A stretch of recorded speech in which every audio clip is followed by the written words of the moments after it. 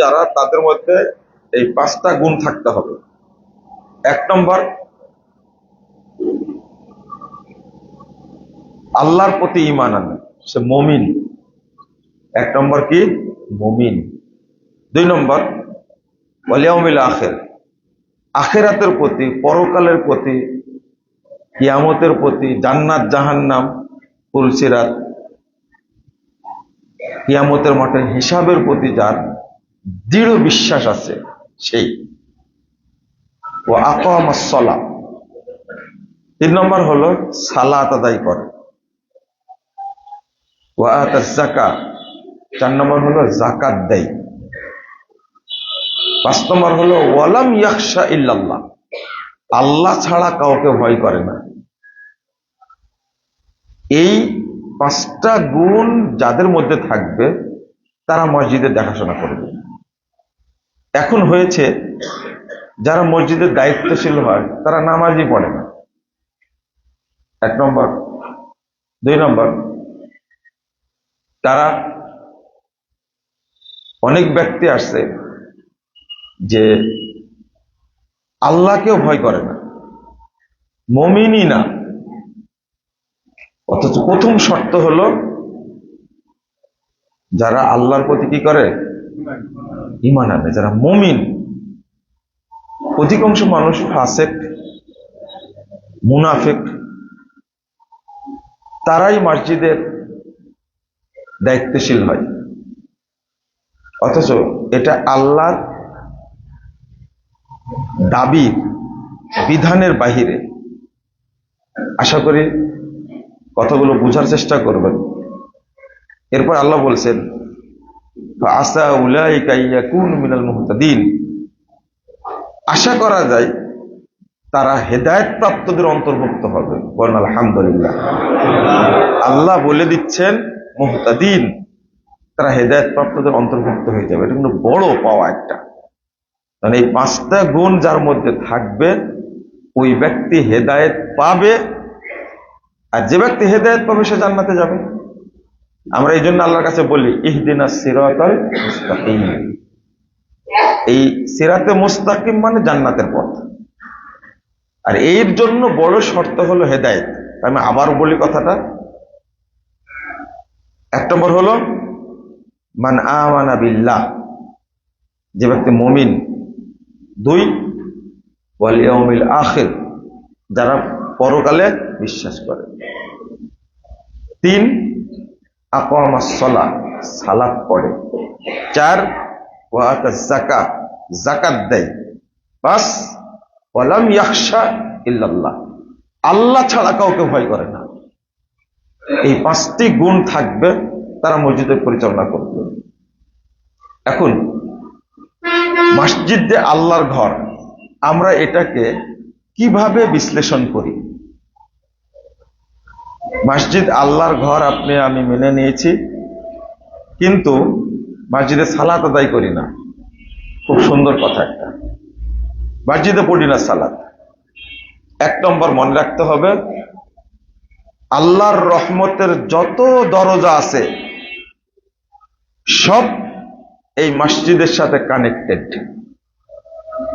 আল্লাহর যত দরজা আছে, এই জন্য মসজিদে ঢোকার সময় আমরা বলি আল্লাহুম্মা ফতাহ লি আবওয়াবা রাহমাতিক, হে আল্লাহ আপনি আমার জন্য আপনার রহমতের যত দরজা আছে সব খুলে দিন। অনেকে এই অর্থটাও বুঝি না। আপনি মসজিদে আসবেন না মানে আপনার জন্য রহমতের দরজা সব বন্ধই থাকবে, কোনো দরজা খোলা হবে না। একটা খোলা থাকলে কথা ছিল না, আল্লাহুম্মা ফতাহ লি আবওয়াবা রাহমাতিক, রহমতের সব দরজা আপনি আমার জন্য খুলে দিন।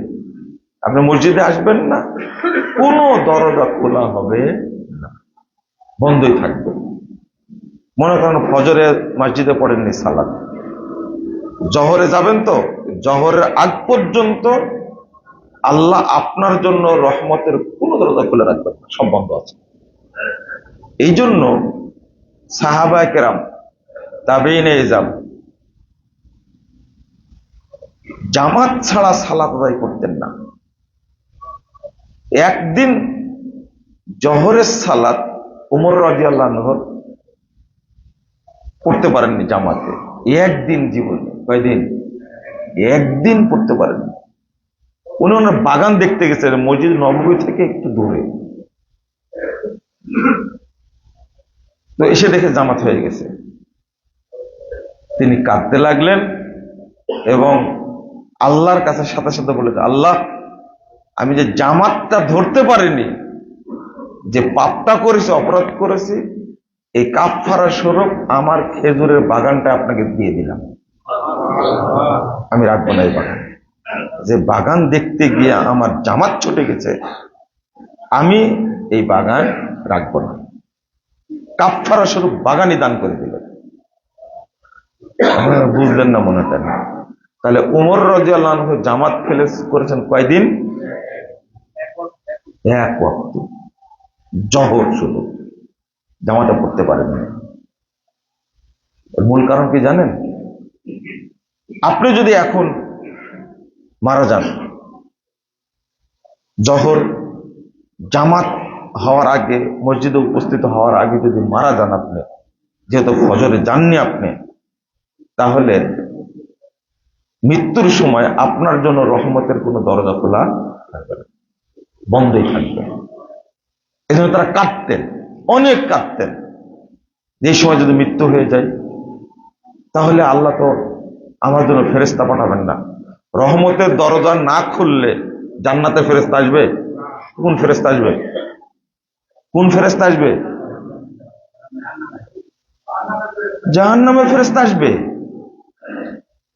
মুমিন ব্যক্তির কাছে রহমতের ফেরেশতা আসছে, দরজায় বন্ধ, আসবে কি করে?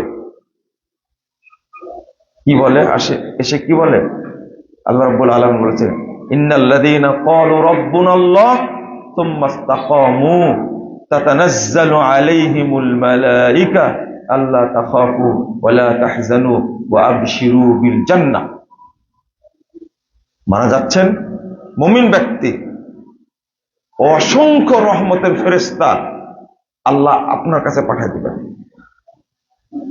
তারা এসে বলে, আল্লাহ তাখাফু, কোনো ভয় করো না, ওয়ালা তাহজানু, চিন্তা করো না, ওয়া আবশিরু বিল জান্নাহ, বরং জান্নাতের সুসংবাদ গ্রহণ করো। রহমতের দরজাই বন্ধ, আপনি জান্নাতের সুসংবাদ পাবেন কি করে? প্রত্যেক মুমিন ব্যক্তি মৃত্যুর সময় ভাবে যে আল্লাহর পক্ষ থেকে যেন আমাকে জান্নাতের সুসংবাদ দেওয়া হয়। কে দিবেন? ফেরেশতারা আসবেন না? ভাষাটা কি? আল্লাহ তাখাফু, কোনো ভয় করো না, ওয়ালা তাহজানু, চিন্তা করো না, ওয়া আবশিরু বিল জান্নাহ, বরং জান্নাতের সুসংবাদ গ্রহণ করো। এই সুসংবাদটা দেওয়ার ফেরেশতারা আসার দরজা বন্ধ থাকে, লাভটা কি হলো? মসজিদে আসবেন, দরজা খোলা হবে। যখন বের হন তখন কি বলি? আল্লাহুম্মা ইন্নী আসআলুকা মিন ফাজলিক, হে আল্লাহ, আপনার কাছে আপনার অনুগ্রহ চাচ্ছি। এর অর্থ কি জানেন? দরজা খোলা হয়েছে, এখন আপনি রহমত পাবেন, বরকত পাবেন, সাকিনা পাবেন, দয়া পাবেন, অনুগ্রহ পাবেন। এই জন্য আল্লাহ বলছেন, ফাইদা কুজিয়াতিস সালাত ফান্তাশিরু ফিল আরদ ওয়াবতাগু মিন ফাদলিল্লাহ। সালাত শেষ হয়ে গেছে এবং জমিনে বেরিয়ে পড়ো, আল্লাহর অনুগ্রহ তালাশ করো। এখন তোমার জন্য রহমতের দরজা খোলা আছে, আল্লাহর পক্ষ থেকে প্রেরিত বরকত, দয়া, রহমত এখন তুমি খুঁজে পাবো, তার আগ পর্যন্ত পাবেন না। আপনাকে রহমত পেতে হলে মসজিদে আসতেই হবে। আমি কি বুঝাতে পারলাম কি? আসতেই হবে। আপনি বাড়িতে সালাত পড়ে কি করবেন? অন্তত এইটা মনে ধারণ করে নেন, মসজিদে সালাত না পড়লে আপনার সালাত হবেই না, হবেই না। ফাইনালি 100% হবে না, এটা আজকে আপনি মাথায় নিয়ে নেন। মসজিদ এমন জিনিস, মসজিদে এসেছেন, আপনি মসজিদে এসেছেন, সালাত পড়েন, জামাতেও পড়েন, কিন্তু শুধু প্রথম কাতারে আসতে পারেন না, আল্লাহ আপনাকে ক্ষমা করবেন না। 679 নম্বর হাদিস আবু দাউদের মধ্যে এসেছে। মসজিদ কি জিনিস দেখেন, লা ইয়াজালু কওমুন ইয়াতাআখারুনা আনিস সাফফিল আউয়াল। অধিকাংশ মানুষ, এক শ্রেণীর মানুষ অধিকাংশ সময় প্রথম কাতার থেকে দূরে থাকে, প্রথম কাতারে আসে না, ওই শেষ কাতারে। ইয়াতাআখারুনা আনিস সাফফিল আউয়াল, প্রথম কাতার থেকে পিছনে থাকে। হাত্তা ইউআখিরাহুমুল্লাহু ফিন-নার, আল্লাহর নবী সাল্লাল্লাহু আলাইহি ওয়াসাল্লাম বলেছেন অবশেষে আল্লাহ এই লোককে জাহান্নামে নিক্ষেপ করবেন। এই লোকটা কিন্তু জামাতেও পড়ে, মসজিদেও পড়ে, সালাতও পড়ে। খেয়াল করেন, সালাত পড়ে লোকটি, মসজিদেও পড়ে, জামাতেও পড়ে, কিন্তু এই লোকটার অপরাধ কি? পিছনের কাতারে আসে, পিছনের কাতারে আছে সবসময়। হাত্তা ইউআখিরাহুমুল্লাহু ফিন-নার, এই শ্রেণীর মানুষদেরকে আল্লাহ জাহান্নামে নিক্ষেপ করবেন। কারণ কি? এরা মুনাফিক, মসজিদেও পড়ে, নামাজও পড়ে, জামাতেও পড়ে, শেষ রাকাতে। এরা হলো মুনাফিক। আপনাকে টার্গেটে থাকতে হবে যে আমি প্রথম কাতারে সালাত আদায় করব। এই লোকটি ফাইনাল, কারণ প্রথম কাতারে যারা সালাত আদায় করে তাদের উপরে আল্লাহ রাব্বুল আলামিন স্পেশাল রহমত নাজিল করেন। তাহলে ওই স্পেশাল রহমত পাইনি। তা আপনি কি মনে করেন মসজিদে না এসে সালাত পড়লে সালাত হবে? মনে বুঝলেন না কথাটা। একজন লোক মসজিদে আসে, সালাত পড়ে, জামাতেও পড়ে, কিন্তু কি শেষে পড়ে, কোথায় যাবে? এটা আল্লাহ মেনে নেন না। ও মুনাফিক, ও মুনাফিক। আপনার কি বিশ্বাস হয় বাড়িতে সালাত পড়লে সালাত হবে? এই হাদিস কোথায় যাবে? মান সামিয়ান নিদা ফালাম ইয়াতিহি ফালা সালাত আলা। যে ব্যক্তি আজান শুনলো মসজিদে আসলো না, তার সালাত নাই, তার সালাত নাই, মানে সালাত কবুল হবে না। 2 নম্বর, আমরা কিন্তু মসজিদে আসার বিষয়টা খুব খুব হালকা করে দেখি, নর্মাল দেখি, কিন্তু মসজিদে এসে সালাত পড়া ফরজ, আবশ্যক, পড়তেই হবে আপনাকে। আমরা এই জিনিসটা বুঝতে পারি না। কারণ 1 নম্বর বলেছে না, মসজিদে না আসলে আপনার জন্য রহমতের দরজা খোলা হবে না। তাও আরেকটা দোয়া আছে, রব্বি গফিরলি যুনুবি ওয়াফতাহ লি আবওয়াবা রাহমাতিক। আরেকটা আছে নবী সাল্লাল্লাহু আলাইহি ওয়াসাল্লামের প্রতি দরুদ পড়া, আল্লাহুম্মা সাল্লি আলা মুহাম্মদ ওয়া সাল্লিম আল্লাহুম্মা ইফতাহ লি আবওয়াবা রাহমাতিক। এই যে প্রতিটি কাজের শুরুতে আল্লাহর কাছে আগে ক্ষমা চেয়ে নেওয়া, আপনারা যদি এর সাথে এই দোয়াটা যোগ দিতে পারেন আরো ভালো হয়। সেটা কি? রব্বি গফিরলি যুনুবি ওয়াফতাহ লি আবওয়াবা রাহমাতিক। শুধু একটা বাক্য যোগ করতে হবে, রব্বি গফিরলি যুনুবি, হে আল্লাহ তুমি আমার সব পাপ ক্ষমা করে দাও। এরপরে কি বলছে? ওয়াফতাহ লি আবওয়াবা রাহমাতিক, আমার জন্য তোমার রহমতের সব দরজা কি খুলে দাও। 791 নম্বর হাদিস, এটা আবু দাউদে আসছে, ইবনে মাজাতেও আসছে। রাসূলুল্লাহ সাল্লাল্লাহু আলাইহি ওয়াসাল্লাম একজন সাহাবী, তিনি বলছেন আনা দরিরুল বাসার, আল্লাহ রাসূল আমার 2 চোখই ক্ষতিগ্রস্ত, আমার 2 চোখ অন্ধ, চোখে দেখে না।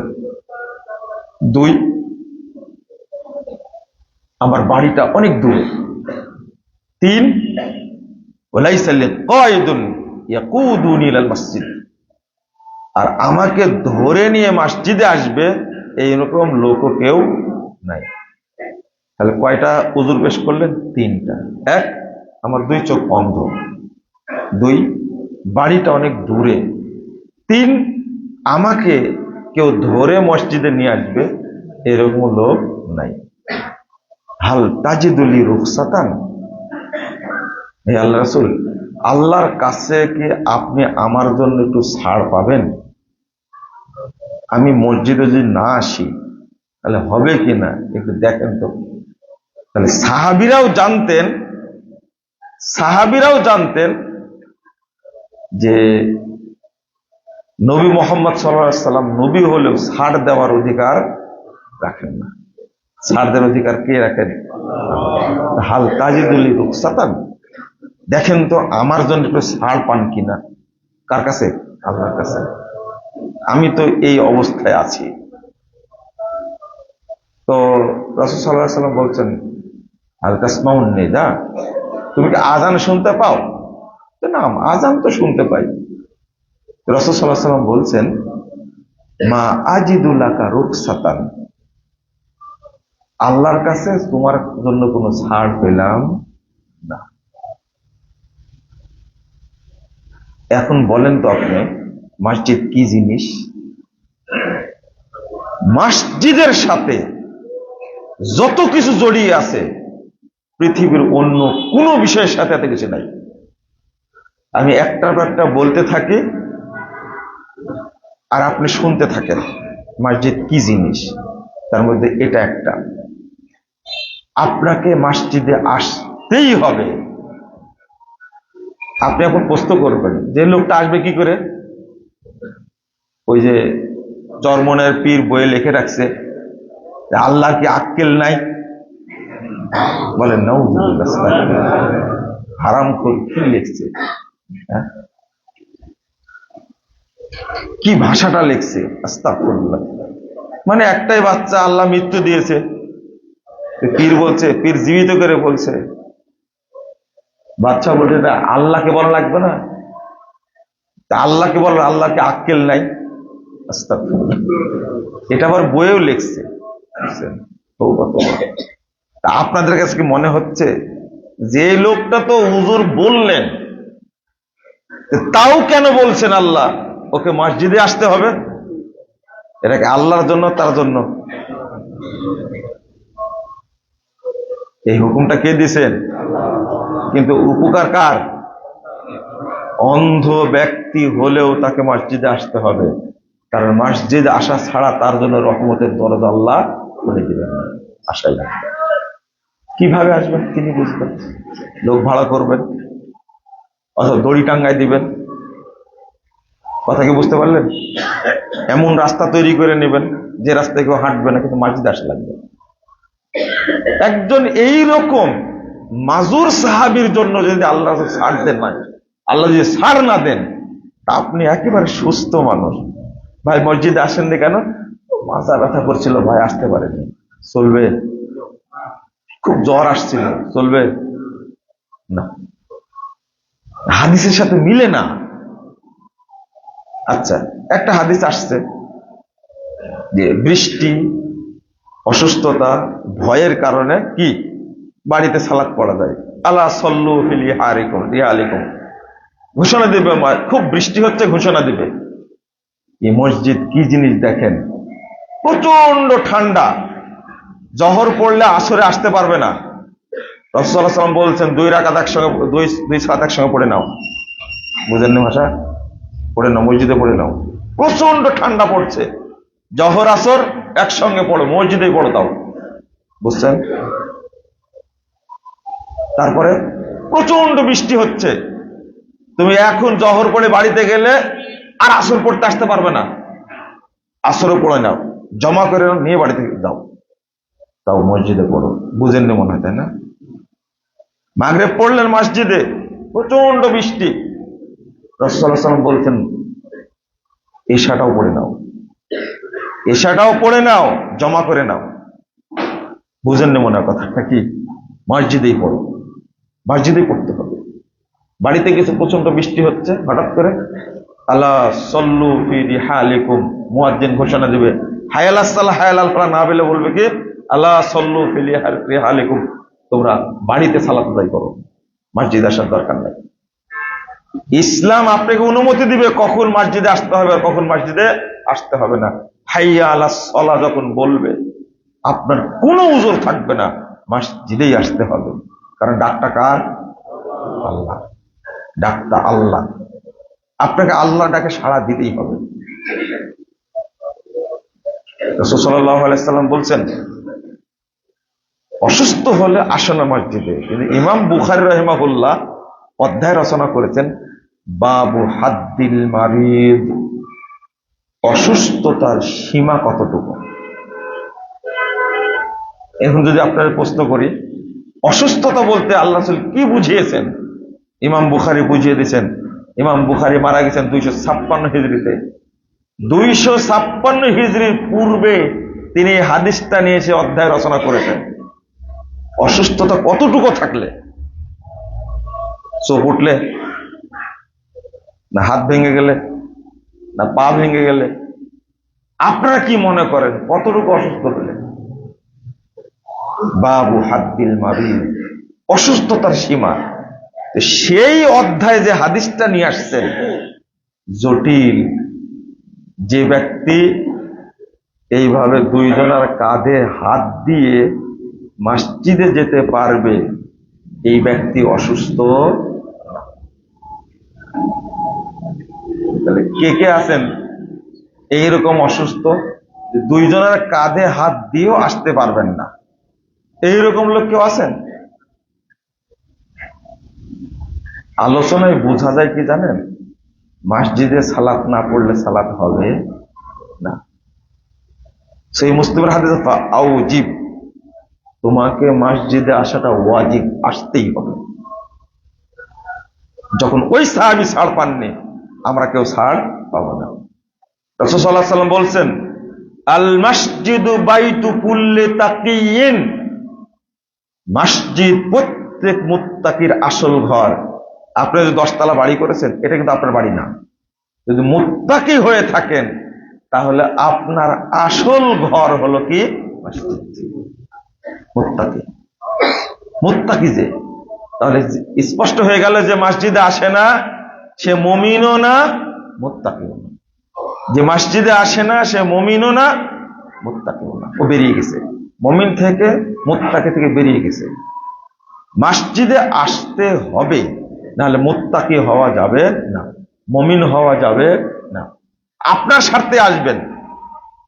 রাসূল সাল্লাল্লাহু আলাইহি ওয়াসাল্লাম বলছেন, 51 নম্বর হাদিস তিরমিজির মধ্যে এসেছে, আলা আদুল্লুকুম মা ইয়ামহুল্লাহু বিহিল খাতায়া ওয়া ইয়ারফাউ দারাজা, আমি তোমাদেরকে বলে দেব কোন জিনিস পাপগুলো ক্ষমা করে দিবে, কোন জিনিসের কারণে আল্লাহ তোমাদের পাপ ক্ষমা করবেন এবং তোমাদের মর্যাদাকে বৃদ্ধি করে দিবেন। 1 নম্বর বলছেন, ইসবাগুল উযু আলাল মাকারে, কষ্ট সত্ত্বেও যে ব্যক্তি ওযু করে আল্লাহ তার সব পাপ ক্ষমা করে দেন। ওয়া কাসরাতুল খুতা ইলাল মাসাজিদ, যে ব্যক্তি গুটি গুটি পায়ে মসজিদে যায়, এই ব্যক্তির সমস্ত পাপ আল্লাহ ক্ষমা করে দেন। ওয়ান্তাযিরুস সালাহ বা'দাস সালাহ, 3 নম্বর হলো এক সালাত আদায়ের পরে আরেক সালাতের জন্য অপেক্ষা করে সব সময়। দেখো তো আসর হয়ে গেল কিনা, দেখো তো মনে হয় মাগরিব হয়ে গেল। যে অপেক্ষায় থাকে আল্লাহ রাব্বুল আলামিন তার পাপ ক্ষমা করে দেন, সব পাপ ক্ষমা করে দেন। এই 3টা কথা বলার পর আল্লাহ রাসূল বলছেন, দালিকুমুর রিবাত, দালিকুমুর রিবাত, দালিকুমুর রিবাত, এটাই হলো সালাতকে পাহারা দেওয়া, এটাই হলো সালাতকে পাহারা দেওয়া, এটাই হলো সালাতকে পাহারা দেওয়া। আমরা কিন্তু সালাতের প্রস্তুতি বুঝি না। সালাতের প্রস্তুতি বলতে ওয়াক্ত হওয়ার পূর্বে আপনাকে রেডি হতে হবে। কারণ কি জানেন, আজান যখনই হয়ে যাবে, রাসূল সাল্লাল্লাহু আলাইহি ওয়াসাল্লাম বলছেন, ফাতাহাল্লাহু আবওয়াবাস সামা ইযা নুদিয়া ইলাস সালাহ, যখন আজান দেওয়া হয় আল্লাহ রাব্বুল আলামিনের রহমতের সব দরজা খুলে দেন। ওয়া উস্তুজিবা দাওয়া, আল্লাহু আকবার, আর দোয়া করলেই দোয়া কবুল হয়ে যাবে তখন। তাহলে আপনি আজান হওয়ার আগেই ওযু করে রেডি থাকবেন, পারলে আজানটা নিজেই দিবেন, রেডি থাকবেন। এটা হলো রেডি থাকবেন। দালিকুমুর রিবাত, এটা সালাতের প্রস্তুতি। রেডি থাকবেন, মনে হয় ওয়াক্ত হয়ে গেল। ইন্তাজারুস সালাহ বাদাস সালাহ, যে মুসল্লি যে সালাত পড়লো, যে ওয়াক্ত পড়লো, এই ওয়াক্ত নিয়ে চিন্তা করে না, পরের ওয়াক্ত পড়তে পারবে কিনা মসজিদে টেনে চিন্তা করেন। রাসূল সাল্লাল্লাহু আলাইহি ওয়াসাল্লাম বলছেন 660 নম্বর হাদিস সহিহ বুখারীর মধ্যে এসেছে, 7 শ্রেণীর মানুষকে আল্লাহ আরশের নিচে ছায়া দান করবেন, তাই না? তার মধ্যে 3 নম্বর হলো ওয়া রাজুলুন কলবুহু মুআল্লাকুম বিল মাসাজিদ। ওই ব্যক্তি, যে ব্যক্তির অন্তরটা মসজিদ সমূহের সাথে ঝুলন্ত আছে, ফিল মাসাজিদ, যেখানেই থাকে সেখানেই মসজিদে গিয়ে সালাত আদায় করে, এই লোকটিকে আল্লাহ কিয়ামতের মাঠে তার আরশের নিচে ছায়া দান করবে। এই ব্যক্তি মানে অপেক্ষায় থাকে, রাজুলুন কলবুহু মুআল্লাকুন বিল মাসাজিদ। আপনি মসজিদে আসেন, এই জন্য আল্লাহ আপনার উপরে কত রহম করবেন। আপনি জানেন, যে ব্যক্তি মসজিদে এসে সালাত আদায় করে ওই ব্যক্তির কবরে আযাব হবে না, হবে না, কবরের আযাব হবে না। যে ব্যক্তি মসজিদে এসে সালাত আদায় করে তার কবর আযাব হবে না। 9438 নম্বর হাদিস তাবরানী আওসাতের মধ্যে এসেছে, রাসূলুল্লাহ সাল্লাল্লাহু আলাইহি সাল্লাম বলেছেন, ইউতর রাজুলু ফি কবরি, মানুষকে যখন দাফন করা হয় তখন একজন আযাবের ফেরেশতা পাঠানো হয়। প্রত্যেক মানুষের জন্য আযাবের ফেরেশতা আছে, পাঠানো হবে আযাবের ফেরেশতা। ফাইদা উতিয়া মিন কিবালি রাসিহি, যখন মাথার দিক থেকে ঢুকতে লাগে আযাবের ফেরেশতা, দাফাআতুহু তিলাওয়াতুল কুরআন, আযাবের ফেরেশতাকে বাধা দেয়, প্রতিরোধ করে, তাড়িয়ে দেয় কোরআন তিলাওয়াত। অর্থাৎ যে তেলাওয়াত করেছে এই ব্যক্তিকে পাহারা দেওয়ার জন্য কোরআন কবরের কাছে উপস্থিত থাকে কিয়ামত পর্যন্ত পাহারা দেবে। ওয়াইদা উতিয়া মিন কিবালি ইয়াদাইহি, যখন কবরের সামনাসামনি ঢুকতে চাইবে, দাফাআতহু সাদাকা, সাদাকা তাকে প্রতিরোধ করবে, পাহারা দেবে, যা এখান থেকে যা, আমি এখানে থাকাকালীন তুই কবরের মধ্যে ঢুকতে পারবি না। ওয়াইদা উতিয়া মিন কিবালি রিজলাইহি, যখন ওই আযাবের ফেরেশতা ঢুকতে চাইবে পায়ের দিক থেকে, দাফাহু মাশিউহু ইলাল মাসাজিদ, ওই যে মসজিদে হেঁটে হেঁটে গেছে তার পদচিহ্ন গুলো হবে প্রহরী, আযাবের ফেরেশতাকে প্রতিরোধ করবে। যে ব্যক্তি মসজিদে এসে সালাত আদায় করে তার কবরে আযাবের ফেরেশতা ঢুকতেই পারবে না, আযাব দেবে কি করে? বুঝছেন কথা? এখানে আরেকটা কথা বলিনি আপনাদেরকে, আপনারা সালাতটা আউয়াল ওয়াক্তে পড়বেন, বলেন তো ইনশাআল্লাহ। পরে পড়েন না পড়েন, আপাতত ইনশাআল্লাহটা বলেন, আউয়াল ওয়াক্তে পড়বেন। যে ব্যক্তি আউয়াল ওয়াক্তে সালাত আদায় করে এই ব্যক্তির কবরে আযাব হবে না, আযাব হবে না। আমরা তো যারা মুমিন তারা সবচেয়ে ভয় করি কবরকে, তাই না? প্রথম ভয় করি মৃত্যুটা আমার কিভাবে হবে। ওই যে অমুক ব্যক্তি প্যারালাইজড হয়ে পড়ে আছে দীর্ঘদিন, বিছানাতে পায়খানা করে, বিছানায় পেশাব করে, বউ মারা গেছে, দেখার কেউ নাই, দুর্গন্ধ, আমাকে কি আল্লাহ ওই অবস্থায় নিয়ে যাবে? মনে হয় না, মনে আপনাদের, তাই না? ওই বয়স পর্যন্ত কি নিয়ে যাবে? কেউ থাকবে না আমাকে দেখাশোনা করার, আমি সালাত করতে পারবো না, পেশাব পায়খানা ওই জায়গায় থাকবে, কেউ পরিষ্কার করবে না, ওয়াইফ মারা গেছে, মেয়েগুলো বিয়ে হয়ে গেছে, কেউ দেখবে না, কে দেখবে? তাহলে মৃত্যুটা আমার কিভাবে হতে পারে? মৃত্যুটা কি খুব খারাপ অবস্থায় হবে? এগুলো মনে হয় না, মনে আপনাদের, তাই না? 2 নম্বর হলো মৃত্যুর পরে কবরে আমার সাথে ব্যবহারটা কেমন করা হবে, মনে হয় না এটা? রাসূল সাল্লাল্লাহু আলাইহি ওয়াসাল্লাম বলছেন, 4272 নম্বর হাদিস ইবনে মাজার মধ্যে এসেছে, ইদা উদখিলাল মাইয়িতুল কবরা, যখন মাইয়িতকে কবরে রাখা হয়, মুসসিলাতিশ শামসুল্লাহ, তখন সূর্যের আলোটাকে কমিয়ে দেওয়া হয়, সূর্যের আলো কমিয়ে দেওয়া হয়, আসরের টাইম করা হয়। তো 2 জন ফেরেশতা এসে ওকে বসায়, ফায়ামসাউ আইনাইহি, 2 চোখ মুছতে থাকে। ওই মাইয়িত কি, মৃত ব্যক্তির 2 চোখ মুছতে থাকে। আর ওরা বলতে থাকে, মুনকার নাকির বলে, ভয়ানক ফেরেশতা মুনকার নাকির, চোখেও দেখে না, কানেও, জটিল ফেরেশতা। মার রব্বুক, মার রব্বুক, তোমার রবকে বলতে গেলেই মাইয়েত বলে কি জানেন? দাউনি উসাল্লি, ওই আমাকে ছাড়ো, আগে সালাত পড়তে দাও। দেখছো না সূর্য ডুবে যাচ্ছে? ভাবটা দেখেন। আচ্ছা, ওর কাছে এটা কি কবর মনে হয়? কবর না। মুনকার নাকিরকে ধমক দিচ্ছেন, দাউনি উসাল্লি, তোমরা আমাকে ছাড়ো, আমি সালাত পড়বো আগে। অথচ মার রব্বুক ওমা দীনুক ওমা নাবিয়ুক, এই তিনটা প্রশ্নের উত্তর দিতে 6 ঘন্টা লাগবে? 3 ঘন্টা? 1 ঘন্টা 30 মিনিট? বলেন তো কয় সেকেন্ড লাগতে পারে? 3 থেকে 4 সেকেন্ড লাগবে। ও বলবে না, রাখো, আগে আমাকে সালাত পড়তে দাও। সালাতের ওয়াক্ত হয়ে গেলে আর অন্য কোনো কাজ চলবে না, আগে সালাত পড়া লাগবে। যদি কেউ প্রশ্ন করে তোমার রবকে, বলা যাবে না, আগে সালাত। বুঝেননি মনে হয় কথাটা, তাই না? 3 সেকেন্ড লাগবে বলতে, 4, 5, 6 সেকেন্ড লাগবে। মার রব্বুক আল্লাহ, ওমা দীনুক ইসলাম, আমার নবী মুহাম্মদ সাল্লাল্লাহু আলাইহি ওয়াসাল্লাম, শেষ। কিন্তু বলবে না ও দাউনি উসাল্লি, আমাকে ছাড়ো, আগে সালাত পড়বো। কোনো প্রশ্ন তো চলবে না। ওই লোকের কাছে কবর মনে হয়?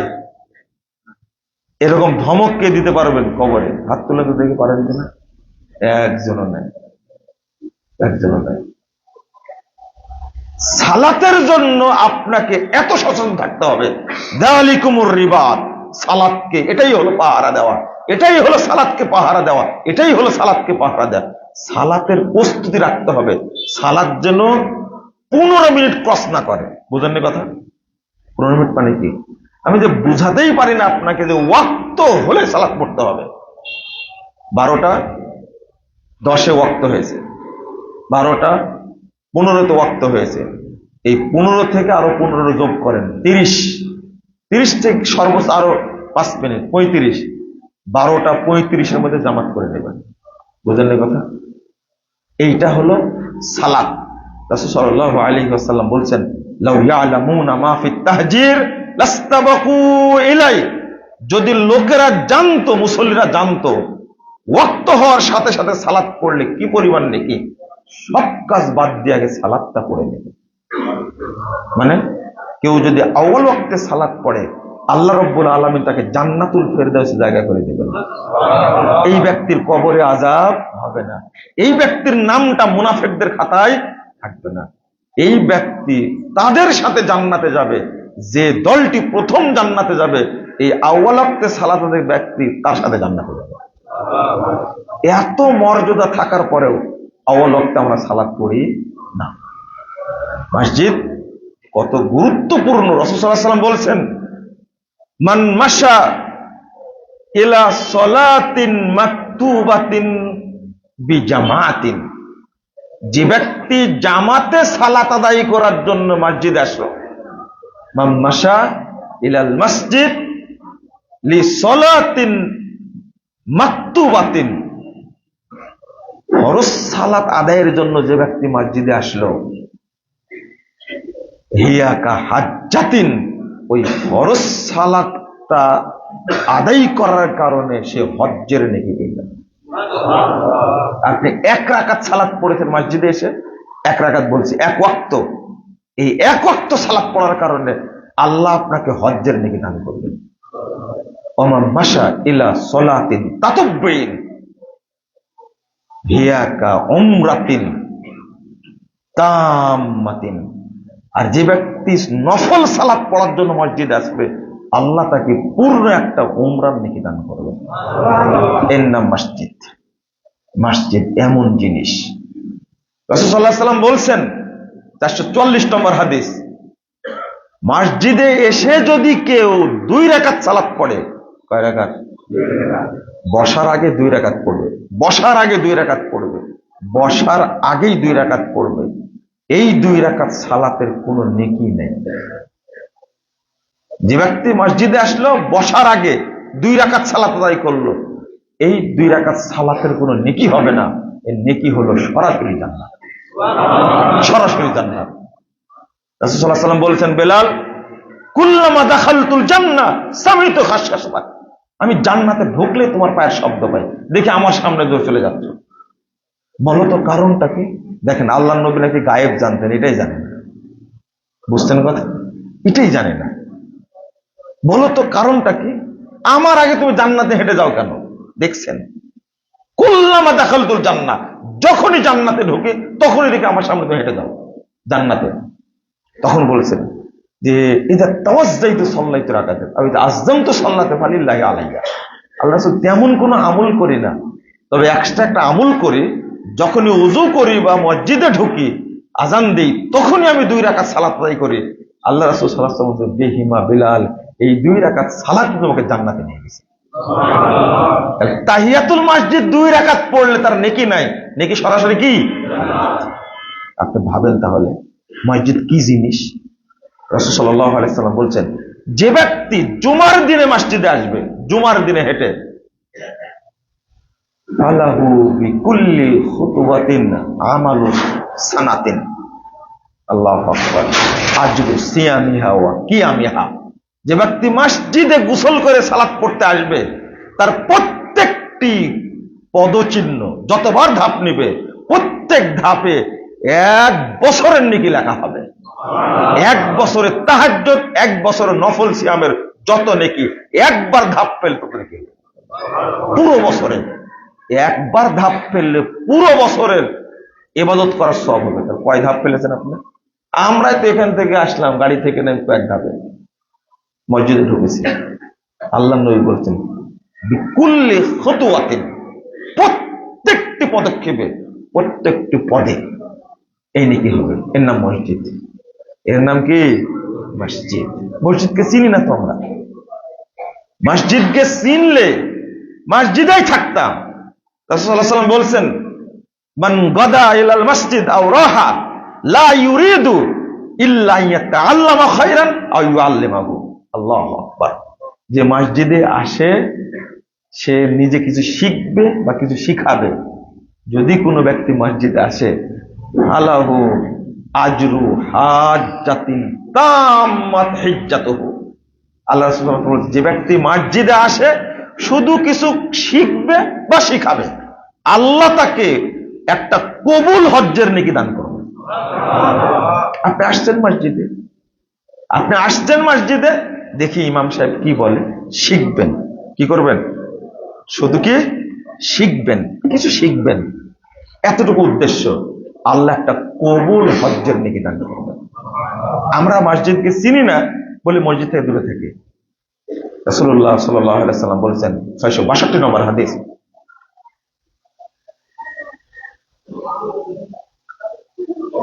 মান গাদা ইলাল মসজিদ আও রাহা, যে ব্যক্তি সকালে বা সন্ধ্যায় মসজিদ আসে, যতবার মসজিদ হবে, আ'আদ্দাল্লাহু লাহু নুজুলান ফিল জান্নাহ কুল্লামা গাদা ওয়া রাহা। প্রতি যতবার লোকটি মসজিদে এসেছে, প্রতিবারের জন্য আল্লাহ জান্নাতে তার মেহমানদারি প্রস্তুত করে রাখবে। মনে করেন 10 বার মসজিদ আসছে দিনের বেলা, 10 বারই আল্লাহ আপনাকে, 10 বারের জন্যই আল্লাহ আপনাকে মেহমানদারি করে রাখবেন। প্রতিবারের জন্য যেটা আল্লাহ আপনার জন্য প্রস্তুত করে রাখবেন, জান্নাতে মরার পরে পেয়ে যাবেন ইনশাআল্লাহ। এর নাম মসজিদ। আমরা মসজিদ থেকে কেন দূরে থাকবো? লা ইউরাদ্দু দুআ বাইনাল আযান ওয়াল ইকামা। রাসূলুল্লাহ সাল্লাল্লাহু আলাইহি ওয়াসাল্লাম বলছেন, আযান এবং ইকামতের মাঝে কখনো দোয়া আল্লাহ ফেরত দেন না। আপনি কোনদিন হাদিসটা চিন্তা করেছেন? আযান তো হলো, মসজিদে যাই, 2 রাকাত সালাত আদায় করে আমি আল্লাহর কাছে বিশেষ একটা দোয়া করব, উস্তুজিবা দাওয়া। দোয়া করলে দোয়া কবুল হবে। আল্লাহ রাসূল সাল্লাল্লাহু আলাইহি ওয়াসাল্লাম বলছেন বেলালকে, ইদা আযানা বিলালুন, বেলাল আযান দিয়ে দিল, আযান দিয়ে যখন শেষ হয়েছে, আল্লাহ রাসূল সাল্লাল্লাহু, চাও এখন চাও, আল্লাহর কাছে বললে আল্লাহ কবুল করবেন, চাইলে আল্লাহ দিবেন। মানে এই সময়টাতে দোয়া আল্লাহ কবুল করেন। মসজিদে আসলেন, দোয়া করলেন। আমার সবচেয়ে ভালো লাগছে, সৌদি আরবে তো আছেই, তো মালদ্বীপে যখন গেলাম তখন দেখছি এই আজান হবে আর 10 মিনিট আছে, 5 মিনিট আছে, প্রায় মসজিদ ভর্তি হয়ে গেছে। এরপরে আজান, এরপরে কি আজান দিল। এই মালদ্বীপে এই দৃশ্যটা দেখছি, আর মালয়েশিয়াতে দেখছি কিছুটা, আর সৌদি আরবে তো আছেই, অন্য কোনো দেশে পাওয়া যায় না। মানে তারা বুঝে ওয়াক্ত হওয়ার আগে মসজিদে চলে গেছে, তারা সালাত আদায় করছে। আপনি মসজিদের জন্য রেডি থাকবেন। মসজিদে আসছেন, বুঝবেন আল্লাহ আপনাকে কবুল করেছেন। মসজিদে আসবেন না, জামাতে সালাত পড়েন না। একজন আমাকে প্রশ্ন করছেন যে আমি জামাতে সালাত পড়তে পারি না, আর একজন বলছেন আমি তাহাজ্জুদ পড়তে পারি না, এমনি পড়ি। আমি বললাম যে সাহাবী তাবেঈদের বক্তব্য কি জানেন? আপনি জামাতে সালাত পড়েন না, এর অর্থ হলো আপনি বিশেষ কোনো পাপে লিপ্ত আছেন, এই জন্য আপনি জামাতে সালাত পড়তে পারেন না। কি পাপ? বিশেষ কোনো পাপ। আমি তো জানি না, জানবে কে? আপনি জানেন। আপনি জানেন কোন একটা পাপ আপনার আছে, যার কারণে আপনি মসজিদে আসেন না, আসেই আপনার ঈমান আপনাকে মসজিদে নিয়ে আসে না। 2 নম্বর, তাহাজ্জুদ পড়তে চান। আর একজন ব্যক্তি বলছেন, ইমাম হাসান বসরি রাহিমাহুল্লাহ, তিনি বলছেন তুমি তাহাজ্জুদ সালাত পড়তে পারবে না, তোমাকে পাপ কারাবন্দী করে রাখছে। কিসে? পাপে তোমাকে বন্দী করে রাখছে। ওই পাপ ছাড়ো, তাহলে তুমি কি পারবে? তাহাজ্জুদ পড়তে পারবো। বোঝা যাচ্ছে যারা তাহাজ্জুদ পড়ার ইচ্ছা থাকার পরে পড়তে পারে না, তারা বুঝবে আমাকে পাপে কি করে রাখছে। 6 মাস পরে আবার দেখা, বলছেন যে আমি এখন তাহাজ্জুদ পড়ি, আমি এখন তাহাজ্জুদ পড়ি। কেন?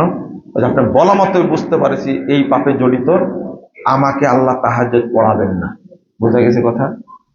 খুব ছোট কথা বললাম, আপনারা বুঝে নিন। আপনারা মসজিদ তৈরি করেছেন, বলেন আলহামদুলিল্লাহ। খুব সুন্দর দৃষ্টিনন্দন মসজিদ তৈরি করেছেন। এই মসজিদের ওসিলাই যেন যারা তৈরি করেছেন আল্লাহ তাদের সহ আমাদেরকেও জান্নাতুল ফেরদাউসের মেহমান হিসাবে কবুল করে নেন। আর কোনো আমল যদি নাও থাকে, আল্লাহ তুমি মসজিদের ওসিলাই আমাদেরকে জান্নাতুল ফেরদাউসের জন্য কবুল করে নেন। আমি শুনলাম ভাই ইঞ্জিনিয়ার আনিসুর রহমান সাহেব, তিনি তার অর্থায়নে ম্যাক্সিমাম ক্ষেত্রে মসজিদের পাশে দাঁড়িয়েছেন, করেছেন।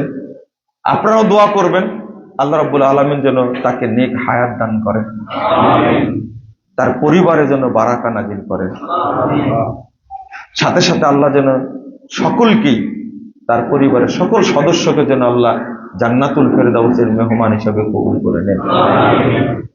তার পরিবার বর্গ যারা থাকবে, সন্তান পরম্পরায় ঈসা আলাইহিস সালাতু ওয়াস সালাম যখন আসবেন, ইমাম মাহদী যখন আসবেন, আল্লাহ যেন তাদেরকে ইমাম মাহদী এবং ঈসা আলাইহিস সালামের সৈনিক বানায় দেন। এই দোয়াটা করবেন। যখনই আসবেন আপনার পরবর্তী উত্তরসূরি দেখবেন যে ঈসা আলাইহিস সালাম ইমাম মাহদীর সৈনিক হয়ে গেছে তারা, ইনশাআল্লাহ। এই দোয়াটা করবেন আপনারা। আমি খুব আনন্দিত হয়েছি, খুব খুশি হয়েছি যে আপনারা এত সুন্দর মসজিদ তৈরি করেছেন। আর আমি গুনাহগারকে দাওয়াত দিয়েছেন এই খুতবা দেওয়ার জন্য, এটা আমি যোগ্য না।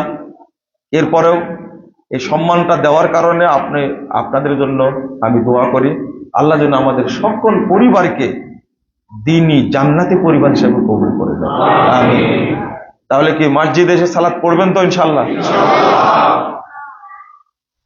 ওয়াক্ত হয়ে যাবে, আজান দিয়ে দিবেন। 15 থেকে 20 মিনিটের মধ্যে কি করবেন? সালাত পড়ে নেবেন ইনশাআল্লাহ। বলেন না পারলেও বলেন অন্তত। আর বাড়িতে যারা আছে তাদেরকে বলবেন যে তোমার উপরে জামাত শর্ত না, মসজিদ শর্ত না, আজান শর্ত না, ওয়াক্ত হলেই সালাত পড়ে নিবা। বলতে পারবেন না? আপনাকে বাড়ি থেকে বের করে দিবে। বলবেন। এই মহিলাটা কিন্তু খুব গুরুত্বপূর্ণ জিনিস, খুব গুরুত্বপূর্ণ জিনিস। এই মহিলা, ওর দোয়া তাড়াতাড়ি কবুল হয়। ও নামাজি যদি না পড়ে দোয়া কবুল হবে কি করে? স্বামী যত বিপদে পড়ে, এই বিপদের মূল কারণ হলো ওর বউ। আবার শোনেন কথাটা, স্বামী ব্যবসায়ী জীবনে, সামাজিক জীবনে, অর্থনৈতিক জীবনে যত বিপদে পড়ে, সব দোষ কি আর ওর বউ। কথাটা বললাম, বিস্তারিত শুনে নিন। অবশ্যই তার ওয়াইফ দোষী, কারণ আল্লাহ রাসূল সাল্লাল্লাহু আলাইহি ওয়াসাল্লাম বলছেন মিন সাদাতি ইবনে আদম আল মারআতু সালিহা, একজন ব্যক্তির সৌভাগ্যের প্রতীক হলো নেককার স্ত্রী। ও নেককার না বলে বিপদে পড়েছে, সোজা কথা যেটা। বিয়ে করার আগে ভাবতে হতো। এই কথাটা কেন তুললাম? বাবা মা বাধ্য করবে, যাও মসজিদে সালাত পড়ো, সন্তানকে বলবে। আর আপনিও তুলে নিয়ে আসবেন। আপনি ফজর পড়তে আসলেন, 3 বেটা যে ঘুমাচ্ছে বাড়িতে, ওই বাড়িতে বরকত হবে? ওরাই আপনাকে জাহান্নামে নিয়ে যাবে ইনশাআল্লাহ। টেনশন করে লাভ নাই। আল্লাহ তুমি আমাদের সকলকে বোঝার তৌফিক দান করো। আর যারা আমরা অর্থশালী, আল্লাহ তাদেরকে তুমি মসজিদের সাথে জড়িত করে দাও, মসজিদের খেদমত করা তৌফিক দান করো। আর যদি মসজিদে না আসেন আপনি, তাহলে এই মসজিদই আপনাকে সাক্ষী দিয়ে কোথায় নিয়ে যাবে? জাহান্নামে। আমি খালি পড়েছিলাম, আমার খেদমত করেনি, আল্লাহর কাছে অভিযোগ দিবে। তখন আপনার কি হবে? মসজিদ ছাড়া বাইরে সালাত পড়বেন না। এর উপরে তো কথা বললাম, তাই না? আর যত্ন নেবেন মসজিদে, এই মসজিদে বেদাতে কাজ না হয়, শর্ত বলে দিলাম। যদি করেন বদদোয়া করে গেলাম। এই মসজিদে যদি বেদাতি কোনো কাজ হয়, কোনো দলীয় পচা যদি কাজ হয়, আল্লাহ তুমি এদের বিচার করো। এটাও বলে গেলাম। এখানে মাসে একটা হালাকা চালু করবেন, মাঝে মাঝে আলেমদেরকে দাওয়াত দিবেন, ঠিক আছে? অন্তত মাসে একজন ইমামকে দাওয়াত দিবেন বাহিরের, যে আপনি খুতবা দিবেন, ঠিক আছে? একটা মাসে হালাকা করবেন। আলম ভাই, আপনি বলেছেন যে এলাকা আমার এলাকা, দায়িত্বটা আপনাকে দিয়ে গেলাম। এই এলাকায় অন্তত মাসে একদিন হালাকা করুন, আসর থেকে মাগরিব পর্যন্ত। সবই বলে গেলাম খুতবার মধ্যে, উদ্দেশ্য আল্লাহ যেন কবুল করেন, আমিন। বারাকাল্লাহু ফিকুম ওয়া জাযাকুমুল্লাহ খায়রান।